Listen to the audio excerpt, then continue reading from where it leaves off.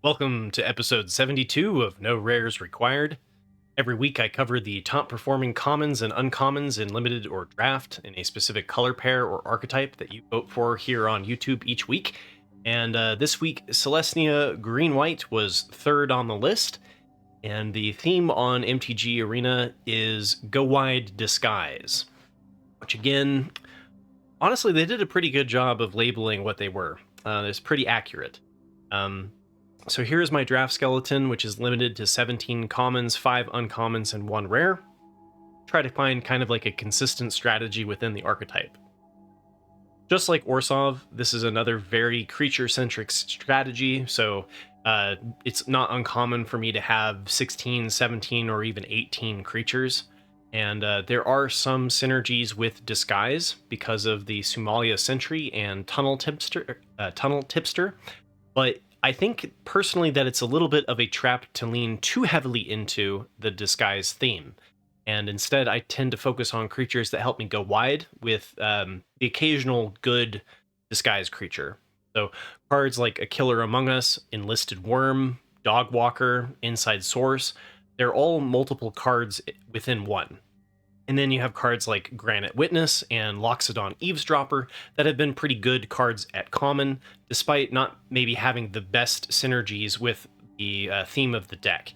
And then the Fanatical Strength is a combat trick that I look to take on the wheel. I do think that it is relatively undervalued and is usually available late, while Makeshift Binding and Buried in the Garden are excellent removal. And then, so with this in mind, with the broad picture in mind, let's dive into the data on 17 lands and when to take the cards, as well as some of the traps and alternative strategies to look for during a draft. So first, I like to calculate the total wins created, and I do this by taking the average of the games played win rate and the game in hand win rate on 17 lands. And then I subtract the average win rate of all of the users in the archetype and multiply it by the numbers of games played. And what this allows me to do is look at what cards are working for the majority of people, regardless of skill level. And so we can see here at the top of the list is A Killer Among Us, followed by Novice Inspector, Tulsimir Midnight's Light, Buried in the Garden, Makeshift Binding, Inside Source, Somalia Sentry, Hide in Plain Sight, Flourishing Bloomkin, plus Bother, Trostani, Three Whispers, Dogwalker, Greenbelt Radical, Case of the Gateway Express, Aurelia's Vindicator, and Get a Leg Up. And excuse me, as usual, if you don't know what these are, that's okay. We'll be going over them shortly. And then we can do the same process, but this instead looking at, for the average user, what card has been leading to losses. And we'll call this Total Wins Destroyed. And top of the list here, we've got Griffknot Tracker, Topiary, followed by Topiary Panther, Airtight Alibi, Seasoned Consultant, They Went This Way, Market Watch Phantom, Defenestrated Phantom, Vidugazi Inspector, Due Diligence, Slime Against Humanity, Public Thoroughfare, Gravestone Strider, Hazda Vigilante, Case of the Pilfered Proof, Culvert Ambusher, and Make Your Move.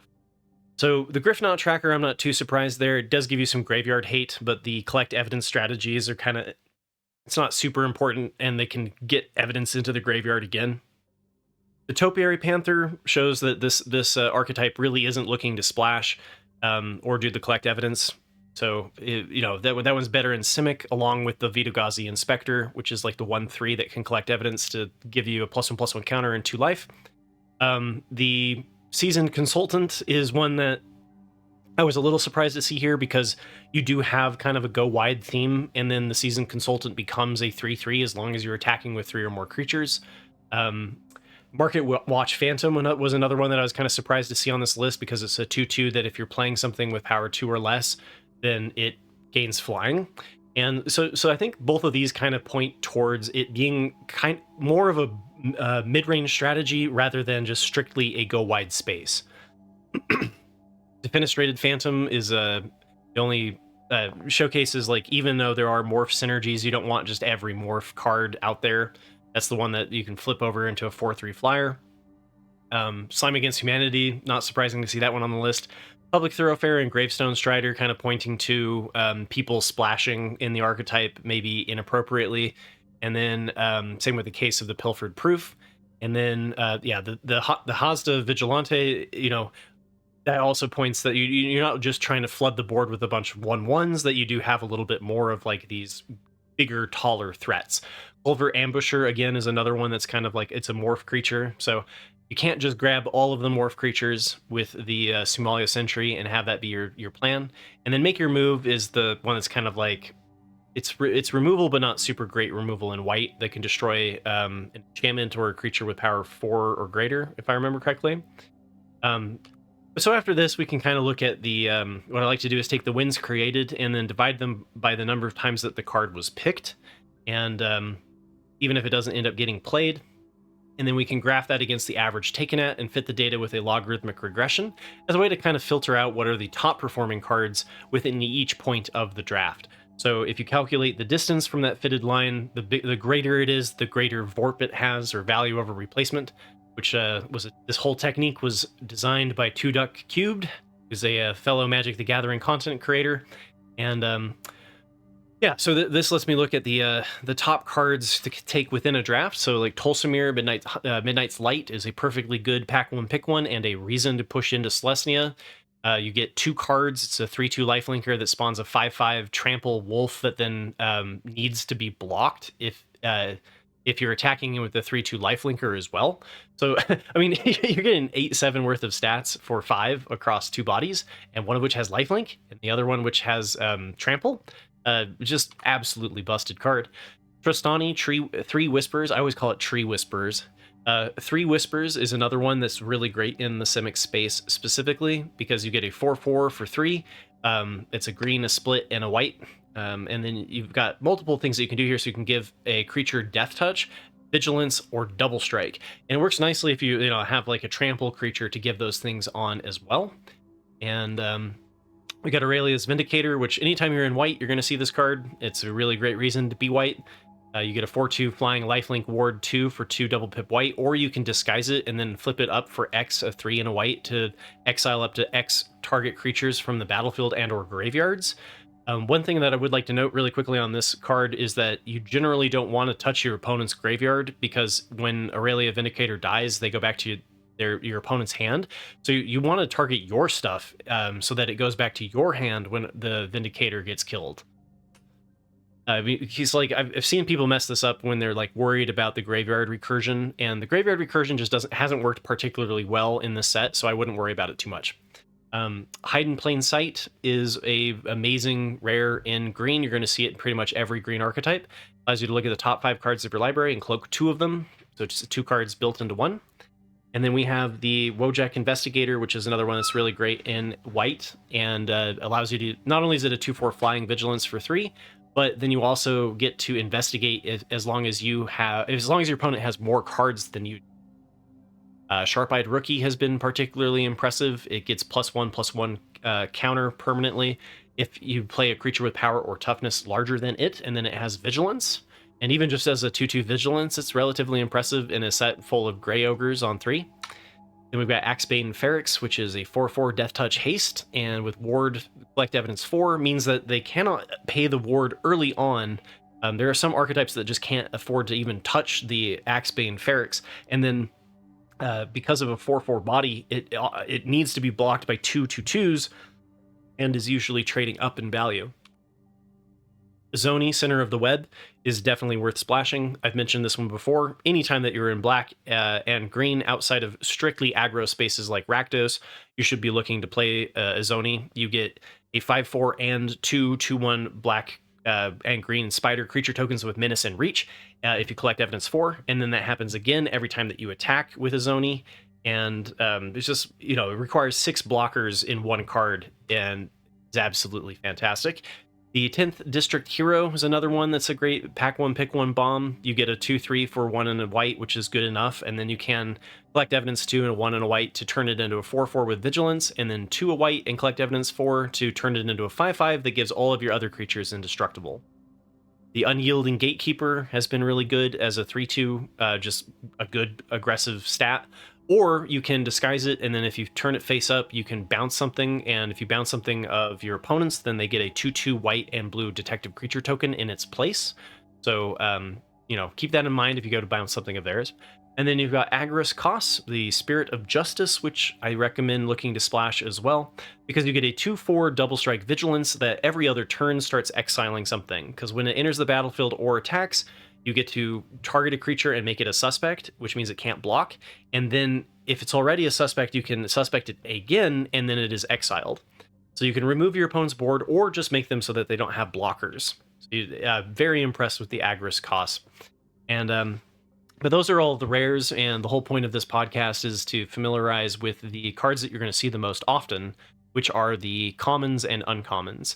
So the value of a replacement for picks 2.5 to 5 is really like, what are the cards that what are the top uncommons and top commons that are going to be putting me into the Selesnya archetype, outside of drafting a Selesnya bomb. And you can see that this list is quite long, so we're going to try to go through it as quickly as possible. The Enlisted Worm is a card that we got on the list, and this is a 5/5 for 6 with Cascade, which works really well for the kind of theme of having multiple cards in one.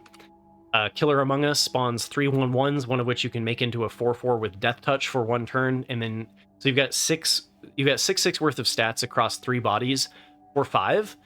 On defense, it's a little bit worse because you get 3/1/1s, but as long as you are attacking, and in this set you really want to be the beatdown, a Killer Among Us has been quite good. Buried in the Garden is ramp on top of removal, and is fantastic.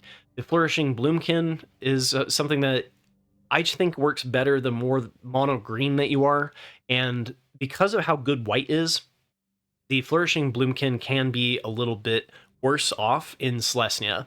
So if you do have like 2 or 3 Flourishing Bloomkins, then keep that in mind that you want to try to at least have a 9 split, 9/8 split on forests. Ideally, a 10/7 would be even better, because the more forests that you have, the stronger the Flourishing Bloomkin becomes. You do not need to be mono green to make it work, though, because it does search up forests itself and is usually a relatively well-statted creature. And then any card that just draws you the 2 forests out of your deck and thins your deck helps you hit into your later part of your curve. And I've been very impressed with the Flourishing Bloomkin. And then Greenbelt Radical, don't hesitate to play this out just as a 4/4 for 4. There are not a lot of 4/4 for 4s in the set. And then if you do look like you're going to be kind of going for the longer run, this is kind of one of the benefits to going wide, is being able to put a +1/+1 counter on each one of your creatures, and they all gain trample. And so this is a really great way to push damage if you do get to the turn 7, or when you do get to 7 mana. The Fuss and Bother, this is another one that I've been very impressed with, especially in any of the go wide strategies of white, being able to put a +1/+1 counter on each attacking creature you control. As long as you have 3 or more creatures, you're getting a really good value for this, and it's at instant speed, so you can catch your opponent blocking poorly. Doppelgang is another one that, like, anytime that you're in green, you should be thinking about splashing it, especially if you're in a mid-range strategy, because if you can pay X = 2 for a total of 8, you get 4 copies of whatever the best thing is on the board, and it goes particularly well with the Buried in the Garden. So you can splash the blue off of the blue created by Buried in the Garden, and then you can copy Buried in the Garden to exile 2 of your opponent's things. So it's 2 removal and 2 of the best threats with that specific combo, and that's quite nice in this space. Novice Inspector, is a classic 1/2. You get a 1/2 for 1 that creates a clue token and is one of the best commons to look for. Hard-hitting Question is good removal in green. Target creature you control deals damage equal to its power to a creature you don't control for 1 green. And with the ward, this is hard for them to double spell, and it's nice that you can pay the ward 2 on a ward creature of your opponents and be at parity with the mana they spent to play it, kind of like a shock. The Makeshift Binding is a fantastic removal spell in white, and the fact that it gains you 2 life can be really important in a set where you're trading blows with your opponent. And then Case of the Gateway Express, again, this is kind of another one that's a payoff for going wide in white, is the more creatures you have, the more damage that this does. And then if you can attack with 3 or more creatures, then it solves the case, and all of your creatures get +1/+0 for the following turns. Inside Source is 2 cards in 1 because it spawns a 2/2 detective. Lush Portico is nice fixing. Again, this the fact that this is a has the land type forest and plains is relevant, allows you to find it with like Nervous Gardener. And in this set, you really do want to be, a lot of times there you have payoffs to being a 9/9 split instead of a 9/8 split. So I do recommend picking up the lands if they are available. And then Archdruid's Charm is another like card that is a reason to go further down the green path. And so if you do have Archdruid's Charm and the Bloomkins, then you want to try to get into a higher majority green deck. I hope that goes without saying. It's pretty good. You can use it to tutor. Like I've used it to tutor up in a Zoni, and it's super fun. It's instant speed too. You can put a +1/+1 counter on a creature and then have it deal damage to another creature that your opponent controls. So you can end up, 3-for-1ing with this card if you play it at the right time. And then the last one is the one that I use the least, which is exile target artifact or enchantment. But it's still an option to have. Dogwalker is another one that anytime that you're in white, you're going to be looking to use this card because it helps you go wide. And then it's just, 3/1 vigilance pushes damage quite nicely. The Nervous Gardener I like even if I'm not splashing, right? Like I'll run Nervous Gardeners in a strictly 2-color deck. And just because any card that allows you to fetch a land is really good. You undisguise this for 1 green and then go find the land card and put it into play, and it just helps you make sure that you are continuing to make your land drops, and then thins your draws later so you're more likely to draw something useful instead of top deck a land. Tunnel Tipster has been particularly good. It does get better the more disguise creatures that you have, but I want to stress this again, that the Somalia Sentry and the Tunnel Tipsters are not something that I recommend going all in on. They can explode. There are going to be games where you win because you have a whole bunch of morph creatures with them, right? The issue is that the Tunnel Tipster, even if you play like 2 other morph creatures, it's still just going to be a 3/3, right? And like to an extent, the Somalia Sentry feels that way too, that it just does die to removal. And like I just think that like it's better in here to ramp into your other stuff than it is strictly to be like, I'm going to maximize the amount of disguise creatures in my deck. I've played Selesnya with like 3 or 4 disguise creatures, and you get the occasional buff where Tunnel Tipster gets a +1/+1, but like Somalia Sentry 2 it's a 1/3 reach that doesn't need additional stuff to just be okay with that stat block. Neighborhood Guardian, whenever a creature with power 2 or less enters the battlefield, you get to put a +1/+1 counter on it. It works really well with the Inside Source and the Dog Walker. So anytime that you're in white, you're going to be looking for that combination. Underground Mortuary, again, the off-color lands, so like the Elegant Parlor, they just give you better options to play some of your broken stuff. So for red, Argus Kos, black allows you to more easily splash Zoni. Perimeter Enforcer is another one that I look to take anytime that a detective enters the battlefield. You get a +1/+1. As long as you are in the Bant space, so green, white, blue is where the majority of the detectives are. So I don't really care for Perimeter Enforcer as much in like Boros, but I do think that in green, white, and in blue, white, it's something that I look forward to look to take early on in a draft. I don't mind doing like a pack 1, pick 2 Perimeter Enforcer. And after you've decided that you are in Selesnya, this value over replacement for picks 5 through 8 is kind of like, it's a nice way to check how overdrafted it is. And we're on the edge of Selesnya starting to be overdrafted. And, like the secret is out about how to play multicolored green. And as the format kind of enters into its later stage, it'll be curious to see where the best place is going to be. I've got my eye on Rakdos personally because I feel like black is underdrafted right now. But if you are new to my no rares required, what I do recommend doing is kind of like look overall, look over the ones that I've covered and see how many cards are available. Pick 5 and pick 8 and onward, and that will kind of give you an idea of how underdrafted or overdrafted an archetype is. So enough of that. Top of the list here, we've got the Somalia Sentry. This is one that I look to take around like pick 5. It's a pretty good signal if you do see them that late. And because you're only like people aren't really going to be splashing this card, this is kind of one of those cards that it's a nice signal. If you do get one, you can be like, okay, the Selesnya jam is open and I'm in the right lane. You get a 1/3 reach, like as I mentioned before, it's perfectly fine. And then whenever you flip a face down permanent, like a disguise or a cloaked creature, you get to put a +1/+1 counter on the disguised creature and whatever it's turning into, as well as a +1/+1 counter on Somalia Sentry. And it's it's good. You get a 2/4 and you get to turn your board creature into something more powerful. That's your Nervous Gardeners flip up into 3/3s or whatever. Again, I don't think that you should lean super heavily into Somalia Sentries and just like every disguised creature.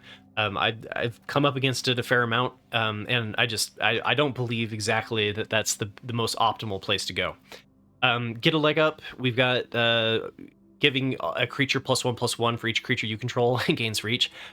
Get a leg up has been fantastic and is one of the better combat tricks in the set, especially in Selesnya, where you have this go wide strategy. And this is one where you can hit for an obscene amount of damage with get a leg up. And I wanted to put this one in my draft skeleton, but the problem is that I'm limited to only having 5 uncommons. And but this was like, I wanted to figure out a way to get this in the list, because if you go back and you look at the top 16 cards that are most impacting the archetype, get a leg up is on that list. So kind of gives you the payoff and helps you finish, as well as like I ate an Ezram with this card, right? Like you can use it defensively and offensively. You just want to be careful not to get 2-for-1 with any combat trick. Repulsive Mutation, similar to Doppelgang. Anytime that I'm in the green space, like I'm looking to figure out how to play these cards, because the Repulsive Mutation can often be a 2-for-1 where you counter something as well as just make one of your threats absolutely huge. And it scales nicely too. Like you can just pay this out for a green and a blue with X = 0 if you control a creature with more mana than they have, right? So like as long as you have a big beefy creature, you can just use this as a 2-cost counterspell as the floor, right? So I've been very impressed with Repulsive Mutation and looked to pick it up early. And the Leonin Relic Warder is one that you really only want to be playing this one in Selesnya, and partially because you have the ability to exile your enchantment, and then when the Leonin Relic Warder dies again, then the enchantment comes back, and you can do some fun stuff with this. It's not super amazing, but it's a 2/2. It's not that bad, and of all of the places that I think it has a home, I think that Selesnya is its best place. And one of the things that you could do is like bounce one of your makeshift bindings, and then when it dies, you get to kind of re-attack something with another makeshift binding. And that one's, you get the 2 life again, and you can kind of use that as a way to change what the makeshift binding has been hitting. And to an extent, you can do that with your Buried in the Garden as well. But you got to be careful with that one, because the Buried in Garden like helps you lands, right? But it's enough that like you could be running enough enchantment removal that this being able to being able to play this and move the enchantment targets around, I think makes this its home over other places. I know I didn't say that the best, but forgive me. Granite Witness is another reason here why like the 9/8 splits are kind of rough, because you have cards that have double pip green, and then you have cards like this that can only be played and flipped up for double pip white. So like, this is another one why like flexibility in the mana base is important, and being able to flip this up though and have a Vigilance Flyer has been really good. You can also remove a blocker or a problematic attacker. And then Glint Weaver I've been really impressed with. Especially in Selesnya, where you might have like a Flourishing Bloomkin can be really big, or the Crowd Control Warden. Sometimes you have just like a 7/7 sitting around, and even if you don't though, this just by itself is a 6/6 reach that gains you 6 life, and that's pretty decent. So as long as you are making it to turn 7, and this one is more of a mid-range strategy than Boros. It is not just strictly aggro. So this is a little bit more of a go wide mid-range strategy, and then the Glint Weaver works particularly well. And Loxodon Eavesdropper, you've got more synergies in Simic than you do in Selesnya. In blue-green, you have the ability to draw multiple cards a turn, and maybe more clue synergy in general. But you do have enough stuff in this archetype that this is kind of one of the reasons why Bant is the detective space, not just strictly white-blue. Because Loxodon Eavesdropper, you can, trigger your Perimeter Enforcer, and any card that, it's a 3/3 hill giant that draws you a card, which is really not that bad. It does cost, I guess, 6 to play a 3/3 to draw, but there's a lot of stuff in this set is a little bit more expensive than it usually is, and that's why like you don't really see low land counts in a lot of the archetypes. Bite Down on Crime is a really good removal. The archetype isn't really trying to do the collect evidence thing very well, but even if you just cast this for 4, being able to deal 2 damage and remove something has worked well enough for me in the set. And then once again, Escape Tunnel, even if you aren't splashing, it's worth playing. You'd rather be on a 9/9 split, so like 8 plains, 8 forests, and an Escape Tunnel, than being on 9/8. And it does allow you to get some damage in because you can make your, crowd control warden that's disguised unblockable, and then undisguise it after it gets past everybody and hit them for a ton of damage. And then last but not least, and this is why I say that like it's starting to there are signs that are starting to show up that Selesnya is overdrafted, and that is because there's only one card that I look to take on the wheel, and that is Fanatical Strength. And usually you want 3 or more on the wheel for it to be kind of like a healthy archetype and not overdrafted. So it's starting to get there. So get on it if you haven't already. But Fanatical Strength is a +3/+3 and gains Trample, which works really well for like your big beef, like your Flourishing Bloomkins and your crowd control wardens don't have Trample. So being able to give them the Trample kind of solves that problem. So that's it for this week. I know I did 3 in a row, so if this isn't your jam, I'll get back to other things eventually. And next week I'll be covering the last 2 archetypes before I take a break. So there will be no rares required poll on YouTube until OTJ, or Outlaws at Thunder Junction, in April. So remember to hit like and subscribe, and thanks for listening and being a part of my community. Good luck with your games and future trophies, and thank you all for the support. I'll see you next week.